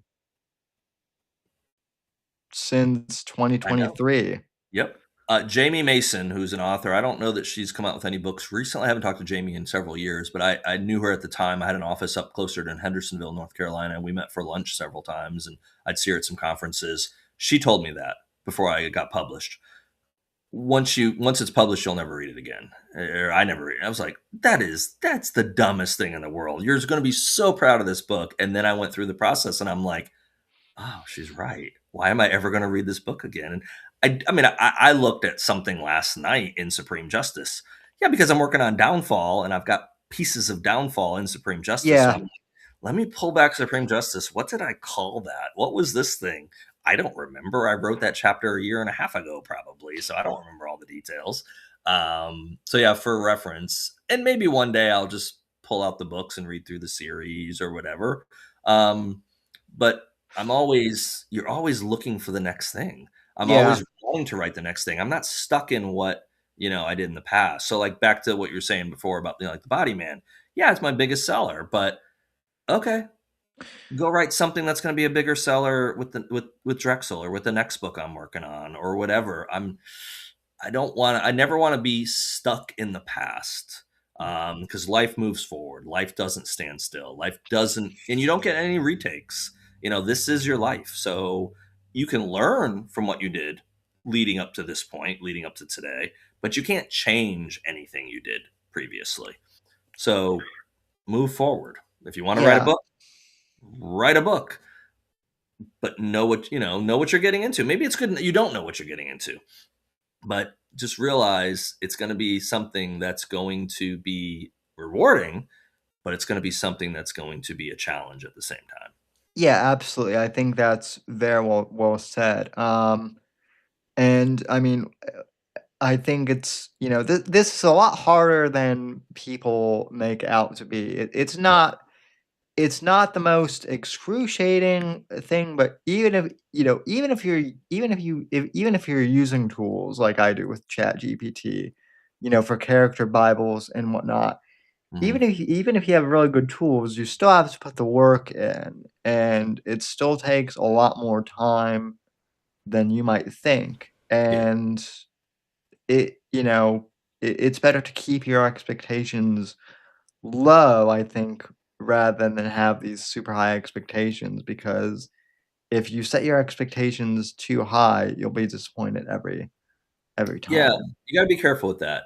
But the flip side, and I say that all the time, and the flip side though is it's nothing wrong with dreaming and wanting Yeah. to achieve something more than you probably will even be able to, because that keeps you motivated. That keeps you kind of pushing of saying, okay, the last book didn't sell very well. What can I do different with the next book? Was it the story? Was it the marketing? Part of the problem is it's difficult to know what went wrong. Why didn't Right. it sell? This last year was not as strong, and I talked to a lot of different authors that saw a lot of, myself It included, saw sales numbers go down. Yeah. Was that the global economy? Was that the uncertainty in the world? Was that AI? Was that, what was the common thing? And at least from what I was trying to figure out in the fall is I didn't know anyone that could crack what was going on. So it was just like, and then so what do you do? I mean, what do you do I'm when you don't know what's going on with it? I'm glad to hear you say that, because I was actually somewhat depressed in August because I did really well in March Mhm. of 2025. through May, but then I released book 4 of Shadows of Deception, and there was a lot of hype for it. It Mhm. seemed like, and a lot of people promoting stuff. I got Travis Davis really helped promote it. I know that you did a few things, which I'm really grateful for. But I think Mhm. all in all, it only sold like 10 copies. Mhm. Maybe by the end of the year, and so that was kind of compared to my other books, that was really kind of a bummer. Yeah. But yeah, I mean, I guess that was kind of talking to you and a few other people. That was kind of across the board for books, and Yeah, numbers were down, and again, I don't know. I didn't get a straight answer. I couldn't figure out what was going on. Other people I talked to couldn't seem to figure it out as well. I So I I I don't think a know. lot of it was economical, I think but so. and again, that ties back to kind of what we were talking earlier is explaining to people, "Hey, I may be charging $15 for this book, but I don't make $15." Yeah. So, um, do you Yeah. have like I don't know if I've asked you this before, but do you have like a definitive like planned ending for the Omega Group series or for the Bodyman series at this point, or um, do you just write them as they come so far? When I originally started the Omega Group series in Troy, I had 7 books planned out. And that's actually one of the agents that rejected me at Thriller Fest one year actually gave me a hard time. Like almost like you haven't published a book. How almost like they were almost like incensed that I said I was going to write 7 books and I had planned them out. It's like, how could you think you could do that? I'm like, how would you not come up with your plan? I think I modified it over the years, especially as I kind of went on to the Bodyman series. Um, I have multiple books planned out for both series of where I want to go with them. Because Downfall is the next Bodyman book. I do know what the title and what the concept is behind the 5th Bodyman book, which I won't reveal yet.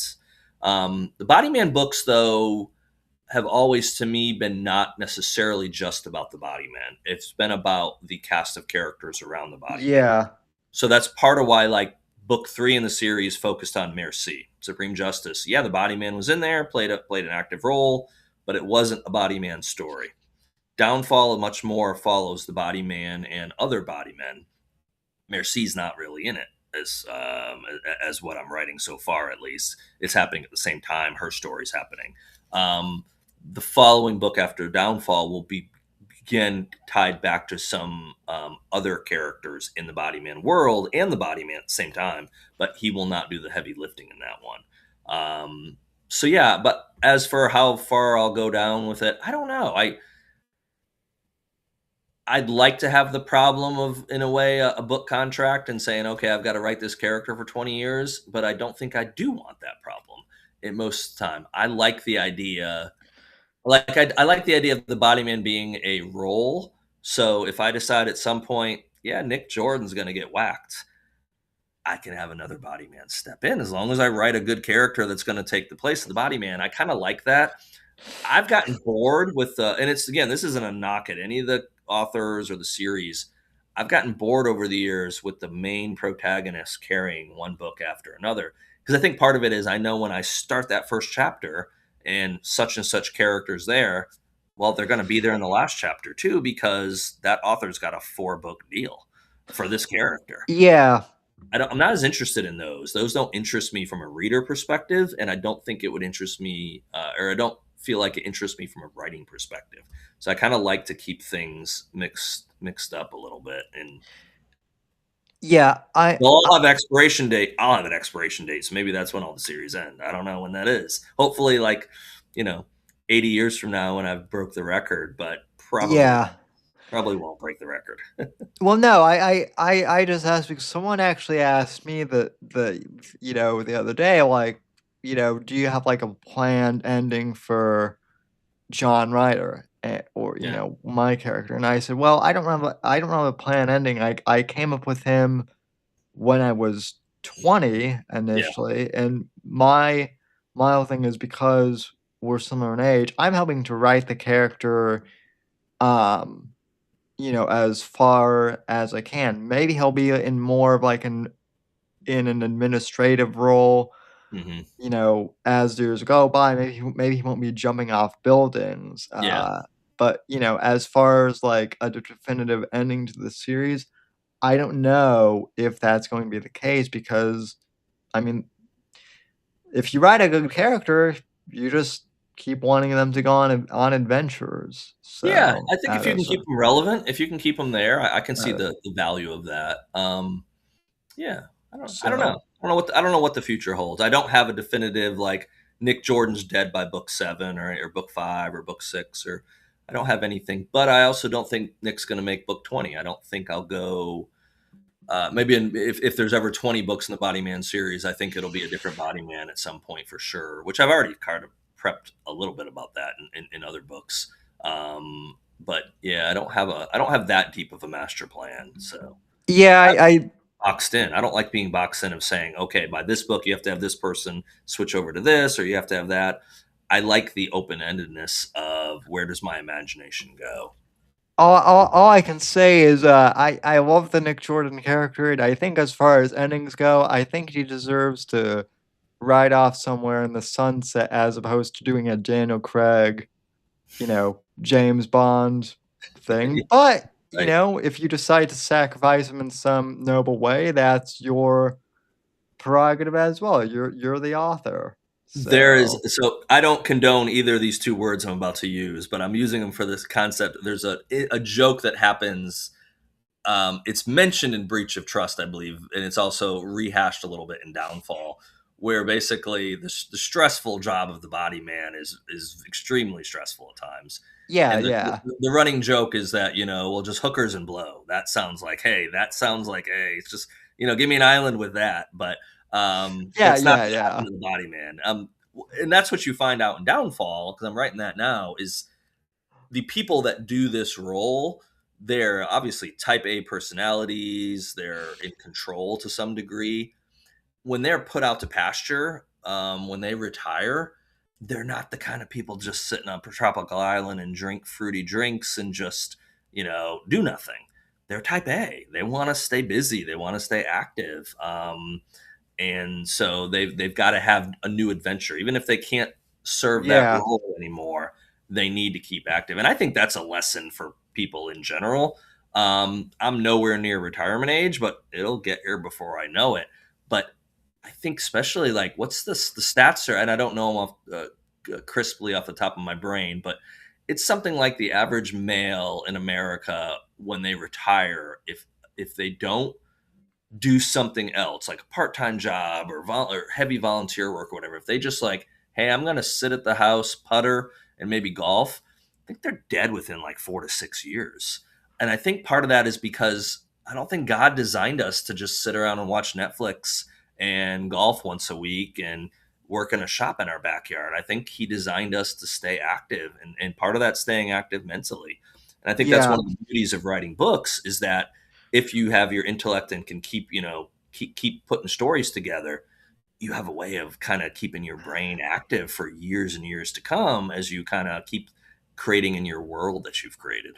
Yeah, it's definitely also been cathartic for me also because with some of the topics that I write about, they're pretty, heavy, but also I think writing fiction with some of these topics is a good way to explore heavy, Yeah, absolutely. subjects in a way that, you know, you can explore various topics in ways that you can't that might be difficult to approach Right. head on and nonfiction, and that's something that I've found with my work, and I mean, even with some of the stuff that you've covered with breach of trust and If Supreme. this was nonfiction, the Secret Service would have visited me a long time ago, and they might still show up one day. I'd be like, "Yo, yo, yo, there's books behind me. This is fake. I'm just making shit up. I'm sorry that it offends you.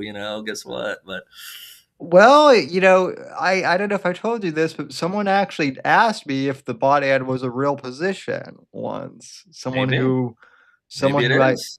Someone who I recommended your books to, and I said, well, I said, I don't know, but I do know people who are former Secret Service, so If it's real, I couldn't tell you, and if it's not real, then maybe I just made up a good story. I don't know, but I don't know. that that's always I'll say. the The man across question. from me with dark glasses on and a gun says I answer that we don't know if that's real or not. So Ah, well then in that case, tell John Guinier I said hello. So, it's but not John Guinier. speaking of security guys, so Speaking of them, so hopefully I'll see him on some shows this year. Shinedown's gearing up May, starting a world tour in May for 2 years. I think off and on. So yeah, might be some Shinedown shows in the future. Need to get you if they come down to Florida. I need to get you to one. I would love to. Yeah. So, but I know a guy. I know a guy. I can maybe make some calls for you. So yeah, I would appreciate that. So, uh, but Drexel is available in hardcover, paperback, and ebook. mhm. Have you no Audible yet for any of your books So I at had this someone point? I had someone lined up for the Body Man. I had a contract and everything, and they pulled out. They bailed on me last year. So I'm in the midst of auditions again for new narrators for the Body Man. So yeah, hopefully one day. But yeah, just yeah, that was a difficult couple months there working on that stuff. But yeah, Yeah, I've been fortunate enough to have the same guy do the Shadows of Deception saga, but for some of my other book series, man, it's yeah, it's hard, and I would I would voice my books myself, but it's weird because I do the podcast, but as far as reading fiction, I don't like the sound of my own voice when it comes yeah. to reading fictional stuff. And I know that sounds weird, No, but I understand that. it's yeah, it's I've been told by a lot of people over the years I need to do my own books. I take it as a compliment, but I have zero interest to read my own books for recording. Zero interest. yeah, it's well, let me put it this way. And I feel like I could maybe do your books better if you wanted me to, as opposed to me doing my own fictional work. I understand. If that makes I think it's sense. always easier than It's someone else's. Doing your own's yeah, very, very challenging. I know a couple authors that do it, but very rare. It's very rare for it to happen. yeah. So, but Yeah, Drexel out ebook, paperback, hardcover. It's out today as we're airing this live. It's already climbing the charts a little bit. I looked a little bit earlier. I sneaked a glance on how the versions are doing, and yeah, more to come. I'm excited. I'm excited it's finally out here. It's glad to have my copy behind me. I got another copy on the way that was supposed to be. I got the paperback. Hardcover didn't come today. It was supposed to be here today, and it didn't show up. So hardcover, yeah, hardcovers never.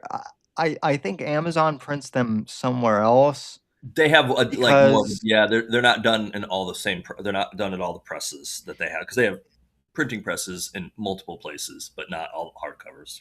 yeah. Well, if I order paperback, you of any book, it usually comes in like a day or two, whereas hardcovers, it's usually at like 2 weeks or something. I think about three. My hardcovers are 3 or 4 day turnaround. Maybe because of my sales, they'll print some in advance or whatever. But they do come a little quicker. But my Yeah. author copies take a while. So when I order author copies, hardcovers, those take multiple Oh weeks. yeah, yeah. Author copies take forever. Yeah, So, my paperbacks will be here in about a week and a half. They're already but ordered and they'll be here. It's less than 2 weeks for the paperback. Hardcover I haven't ordered yet because I don't have the hardcover.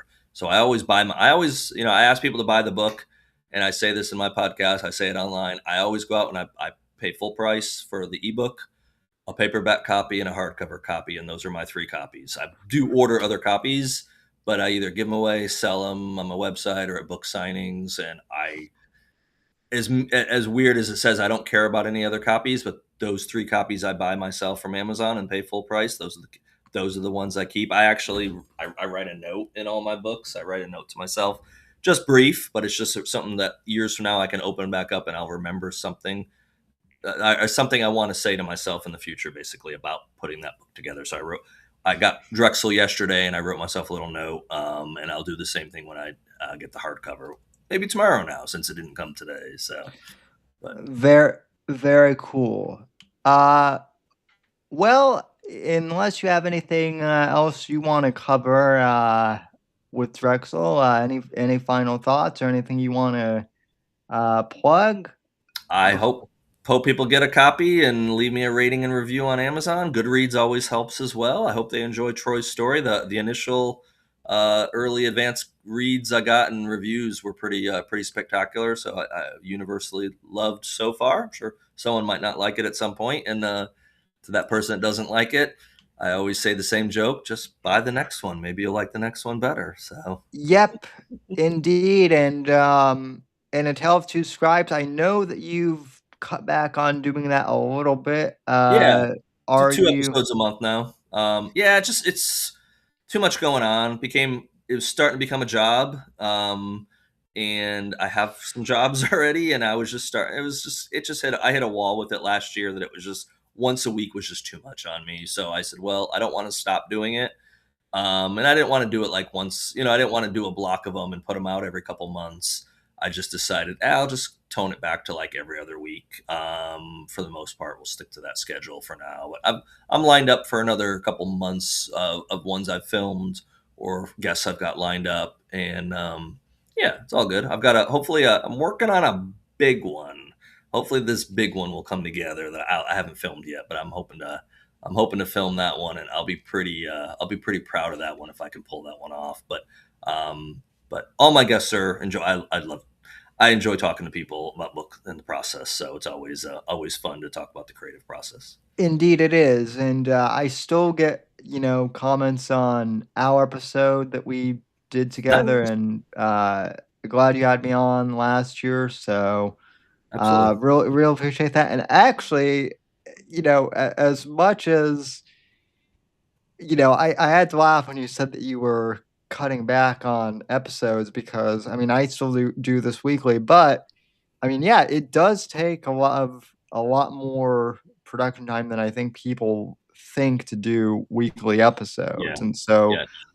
I don't blame you for cutting back, on episodes a bit. I'm in If the Guarnieri wants to give me Spotify money, then we'll some Rogan Spotify money, then I might renegotiate and do a couple a week. But yeah, well, don't see that happening. So if he gets that, I might move, TWR over to hey, Spear hey, Talk as well. Spear Talk So we could use a whole family of them. You never know. So indeed, but I think right now we're all a hodgepodge.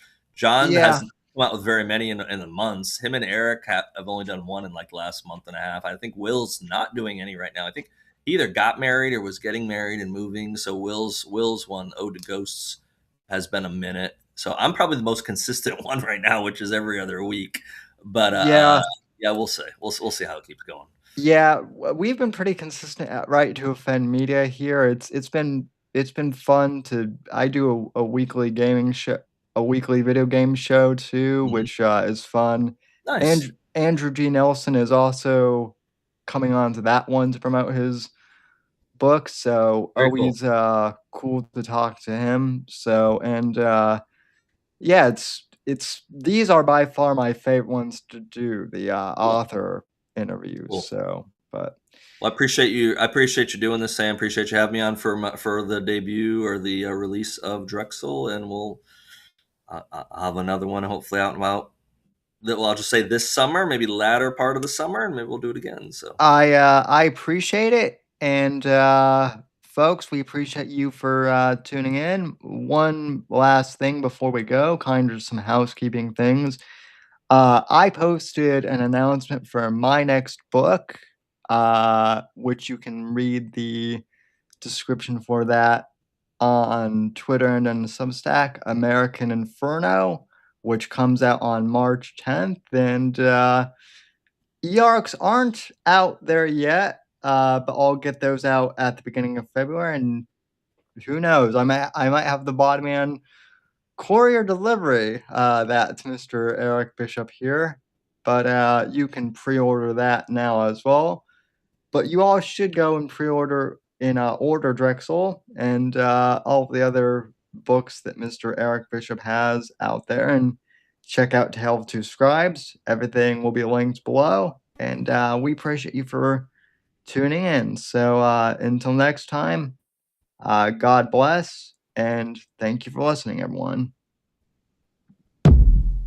The right to offend is not some pesky little part of freedom of speech that we have to put up with. It is the heart and soul and lungs of freedom of speech. It is the coursing lifeblood of human progress. It is the instigator of liberty and modernity and science and understanding. What a laughing stock today's student leaders are, that they can so casually dismiss the right to be offensive without realizing that their lovely, enlightened lives are the gift of individuals who gave offense. Offensiveness is not just something we have to begrudgingly accept. Offensiveness is the motor of human progress. Thank you for watching the Whitfield Report live on the Right to Offend Media Network. Make sure to check out Sam's books on Amazon, Audible, and Kindle. You can follow Sam on X at SamW_NGC and the Right to Offend Media Network at RTO Media. Like, comment, subscribe, and share with your friends. And until next time, God bless, God save this great nation. God, freedom, legacy, in that order.